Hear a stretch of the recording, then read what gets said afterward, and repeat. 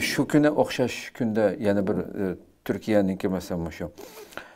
Bu hamda shu siber masalan tor aldamchilik deb Xitoyning davlat xalqiga g'oyat zo'r aldamchilik guruhi bitish qilindi deb bu istixborot 7 Xitoydan boshqa bu yerda 70 necha jinoyat gumondori tutildi dedimdi. Xitoy markazlik u Turkiyadan bir yilning ichida 500 million dollarni qaqti so'qti qilganligi, dunyo miqyosida bir yilning ichida 12 milyar dollar dedi. Bundaq bir jinoyat shoyikisi hatta Kambodjada majburiy o'sha Turkiyadagi nurg'un yoshlarni aldab yaxshi xizmat u bu deb olib ketib, u yerda pasportlarini tortib olib degandek Xitoyga olib borib boshda Xitoydan keyin Kambodjaga yo'llab u yerda so'laplama shu bu jinoyatga ishlatganligi haqida xabarlar chiqdi masalan. Bu 70 ning qanchasi Xitoy hamda uni oshkorlamadi hamda. Bundaq bir jinoyatlar bo'lyotadi. Buningga shu oxirida bu vaqtga tushunacağınızı bağlansak. Hazır siz bergen misal mavu biz davatkan Uygurlarını takip kılgan şpiyonlarla okşmaydı. He. Ola şu telefon bile, şu siber yolu bile pul tapıdığan işine kıldı. Bula Xitay bulup Tayvan'da, Tayland'da, Burma'da, Endonezya, Malezya, Kamboçya her yerde bula aşına gruplaşkan.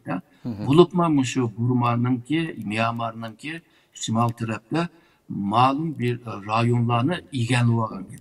Hiç kim bu yerge kıremeydiğen bolan. Hərbiler qoğdaydıgan aşına halga kelgen. Bular bütün dünyanı aldaydı. Amerika'dakilerini kim aşı kamakka düşse şunu aldaydı. Bular istihbarat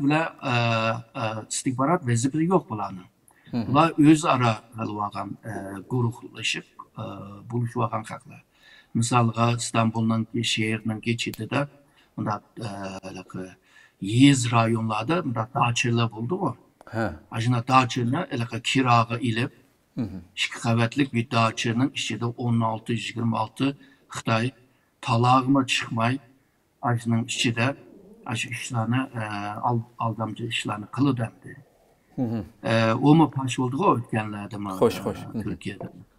O başka mavi Uygur teşkilatlarını, Uygur şahsiyetlerini takip kılış bu istihbarat, bu casusluk bu. Elbette. Şununla bu ikisine ayrı görüş lazım. Belki bu uslupla, yöntemle, işletken esvapla birbirine okşap geçsin mi? Bu maksat okşamaydı, nişan okşamaydı. Hoş. Doğru değilsin.